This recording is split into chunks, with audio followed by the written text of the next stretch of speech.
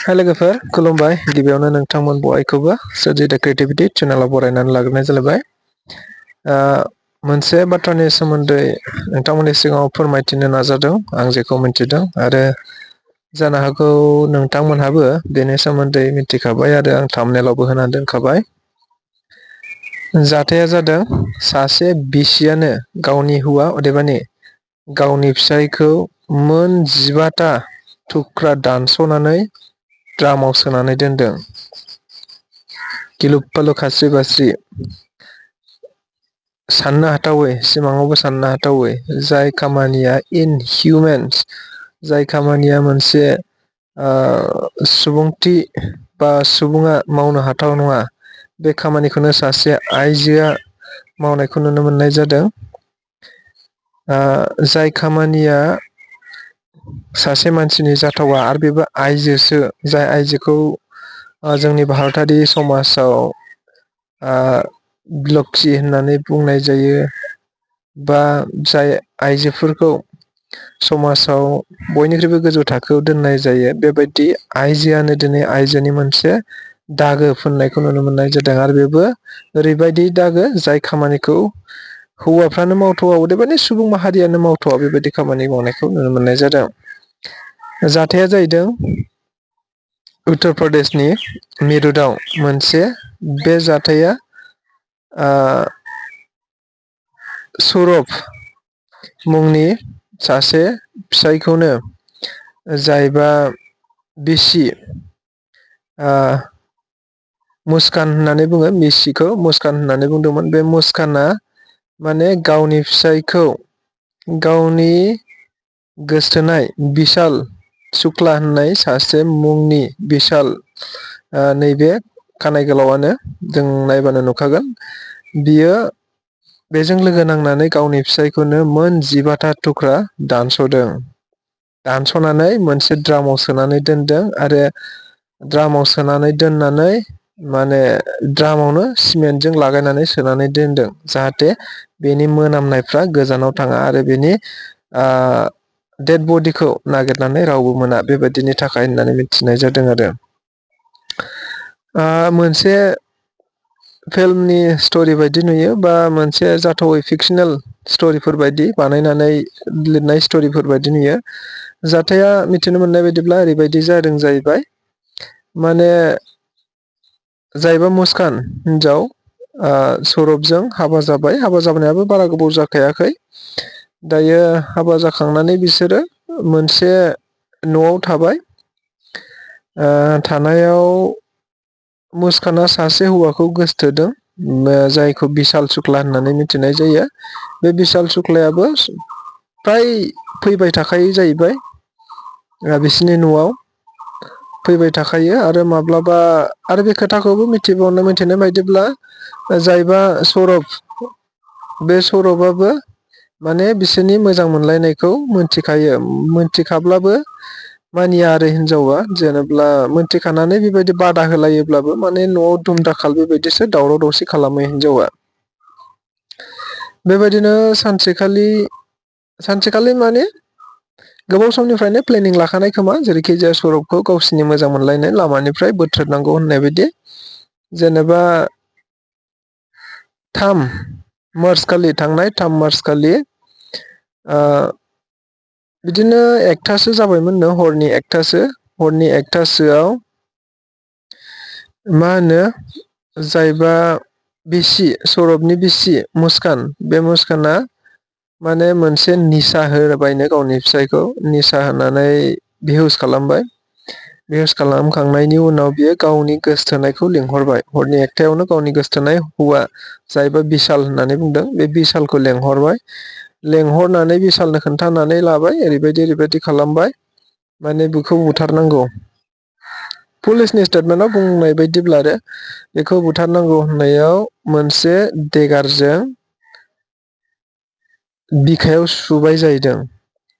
बिशालखौ सुनो थोनदोंमोन। दा बिशालखौ सुनो थोननायाव बिशाला थारमाने सानैजों जयैनो बिसोरो सुबायनो बिखायाव। बे बेहुस जानानै थानाय समावनो बा गोग्लैनानै थानाय समावनो सुबाय।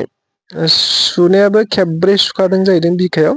खेबब्रै सुनाया बियो बिहुस जानानैनो जेबो आवाज गैया गारानो ओरैनो थैलांबाय। आरो माबा आवाज जागोन साननानैब्लाबो सिगाङावनो हिनजावाबो कुलार अन खालामनानै दोनखादों जाहैदों। जेनेबा माबा आवाज जायोब्ला माबा दावराव जायोब्ला जाहाथे आवाजफोरा बाहेरायाव दाथांथों बेबायदि होननानै कुलारखौबो अन खालामनानै दोनखादों जाहैदों हिनजावा। बेनि उनाव सुनानै खेबब्रैसो सुबाय बिसोरो बिखायाव सुसिन सुबाय देगारजों। सुखांनायनि उनाव बिसोरो गोथै सोलेरखौ बाथरुमाव लांबाय। बाथरुमाव लांनानै मा खालामबाय जाहैबाय बेनि गोदोनाखौ दानस'बाय, बेनि आखाइ फारनैखौ दानस'बाय। माने बे सरबनि जायबा गोथै सोलेर बे गोथै सोलेरखौनो बिसोरो बाथरुमाव लांनानै ओरैबायदि थुख्रा थुख्रा खालामजोब्बाय। जेनेबा 15था 15था थुख्रा खालामबाय बिसोरो। 15था थुख्रा खालामनानै फिसा फिसा प्लास्टिकआव आलदा सोजोब्बाय जाहैबाय। थुख्रा थुख्रा मोनफा मोनफा फिसा फिसानो। दा उनाव बिसोरो आलदायाव गारहैनायनि खायदामोन, बेखौ फिसा फिसा खालामनानै गारहैनायनि खायदामोन। नाथाय बुस्थुआ बारा मोजां जायासै। माने गारखोमानो हानाय नङा बायदि सानबाय बिसोरो। गारखोमानो हानाय नङा साननानै सानसेखालि बाथरुमावनो बिसोरो दोनलांबाय। ओइदिनखालि जेनेबा 3 मार्च खालि 1थासोआव बिसोरो बुथारखांनानै बाथरुमावनो गालांबाय। ओमफ्राय खर'जों आखाइ फारनैजोंखौ लानानै बिशालमोननि न'आव थांबायनो बिसोरो। बिशालमोननि न'आवनो हरसे बिसोरो उन्दुनानै थाहैबाय।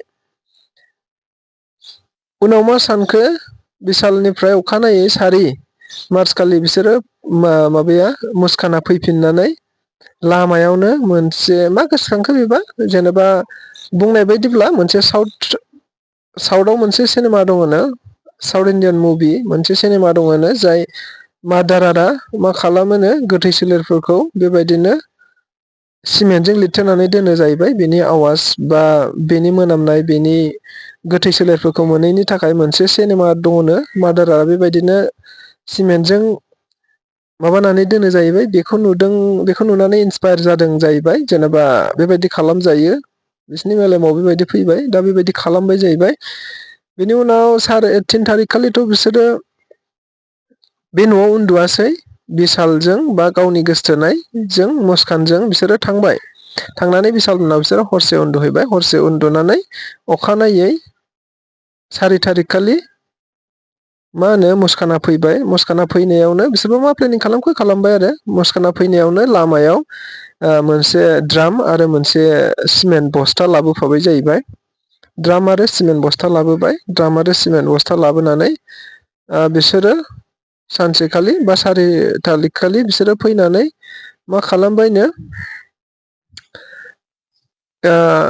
15थासो फिसा फिसा प्लास्टिकआव बिसोरो थफ्ला खालामदोंमोन मानसिनि गोथै सोलेरखौ दानस'नानै। बे दानस'नायखौ बिसोरो बे नैबे ड्रामानो जेनेबा प्लास्टिकनि ड्राम, बे ड्रामाव बिसोरो सोबाय। सोजोबनानै मा खालामबायनो मोनामैनि थाखाय लिरथेबाय। थारमाने सिमेन्टजों बिसोरो फुरा लिरबाय। ड्रामखौ सिमेन्टजों फुरा लिरबाय आरो लिरथेनानै दोनबाय। बेबायदिनो जाथाया जाबाय। बेनि उनाव मिथिबावनाय बायदिब्ला बेबायदिनो सोलिबाय थांबाय। दिनैहायथ' जेनेबा 20 थारिख बा मैया 19 थारिखफोरहालागै रोखा जाबाय आरो जेनेबा हमजाबाय। माने बुथारखांनायनि उनाव, मार्डार खालामखांनायनि उनाव, बेबायदि सिमेन्टजों लिरथेखांनायनि उनाव बिसोरो मा खालामबायनो बिशालजों मुस्कानजों बिसोरो सिमला फारसे थांनानै बहाबा हाबा जाहैबाय। हनिमुन बेबायदि जालायहैजोब्बाय आरो। बेसेबा गोबाव थानायनि उनावसो दायो जायबा मिरुतनि बिसोर थाग्रा जायगानि खाथि खालानि मानसिफ्रा मोनामनाय मोनबाय। जेनेबा एसे एनै मोनामनाया फैबाय। मोनामनाया फैनायखाय मा जाखो मा माखो बिदिनो अनेक दावराव जालायबाय आरो। बिसिनि न'निफ्रायनो फैदों मिथिबाय मोनामनायफोरखौ। दायो मोनामनायखौ मिथिबाय नालाय उनाव सन्देह जालायलायबाय। सन्देह जालायनानै पुलिस फैलायलायबाय। पुलिस फैनानै नागिरबाय। फ्रायनो मोनमारबाय आरो गोथै सोलेरखौ बेबायदि जादों होननानै। गोसथोलायनायनि थाखाय बेबायदि खालामदों। प्लेनिंआ बिशालजों मुस्कानजों गोबाव समनिफ्रायनो प्लेनिं खालामबाय थादों जाहैबाय। मानोना बाजारनिफ्रायनो बिसोरो माखासे सान सिगांनो बेदर गोदाग्रा सिखाखौबो गंनै बायनानै लाबोखादोंमोन जाहैबाय। माने प्लेनिंआ दंखासैमोन आरो बिसोरा बिशाल माबाखौ सौरभखौ जेरैखि जाया बिसोरो बुथारसिगोन बा गावसिनि मोजां मोनलायनाय लामानिफ्राय बोखारसिगोन बेबायदि प्लेनिं दंखासैमोन, जायनि थाखाय गोबाव प्लेनिंनि गेजेरजों बेबायदि खामानिखौ बिसोरो मावनो हादों आरो सासे आइजो हिसाबै बियो जोबोद गिलु फालु गिथाव बाथाव बाथ्रा। दा बेखौ लानानैनो जायबा हौवा सौरभनि फंबाय बा बिदामोन बा न'खरनि मानसिफ्रा जेरैखि जाया बिसोर सानैखौ फासि होनांगौ होननानै दायो दाबि खालामबाय आरो पुलिसफ्राबो कर्टआवबो लांबाय। दायो कर्टआव लांनाय समावबो रायजो राजाफ्रानो लामायाव गोबां बिसोरखौ बुदों, पुलिसनि सिगाङावनो बुदों, जेनेबा सिख'नो नागिरदों कर्टआव लांनाय समाव। मैयानि घटना आरो बेफोर गासिबो। बेनि उनाव हिनजावनि न'खराबो दायो जायबा बिफा जायबा बिमा बिसोरो जेरैखि जाया बिनि लाइफआ जोब्बाय, बेहा थांना थानायनि जेबो मोन्थाय गैया बायदिसिना बाथ्रा बुंबाय आरोखि। ओनसोलनि रायजो राजाफोराबो खोन्थानाय बायदिब्ला बिशालाबो बिसिनि न'खराव सम सम फैबाय थाखायोमोन जाहैबाय। मालाबा हरनि 3था गाहामाव थाङो, मालाबा हरनि 11था 12थायावबो हाबफैयो। बेफोर गासैखौबो मोनथिजोबखागौ ओनसोलनि मानसिफ्राबो। नाथाय जायबा मुस्कान जायबा हिनजाव, बे हिनजावानो माने माबा गैया, मा होनो, ससियेल नङा, समाजारि नङा, रावजोंबो सोमोन्दोबो खालामा आरो रावनियावबो थाङा, रावबो बेनियाव थांनो मोना, बेबायदि मानसिखा आरो बियो। दायो जाथाया बेबायदि आरोखि। समाजारि बिजोङाव गोबांथार गोसारनायखौ नुनो मोननाय जादों। मानोना बेबायदि जाथाया हयथ'बा बेनो सिगां खोमा, जाय गावनि फिसायखौ दानस'नानै 15था एबा 15था थुख्रा खालामनानै गावनि न'आवनो द्रामाव सिमेन्टजों लिरथेनानै दोननो हानाय मोनसे सिगां जाथाय जानो हागौ। स' बेखिनियानो, गोजोन्थों।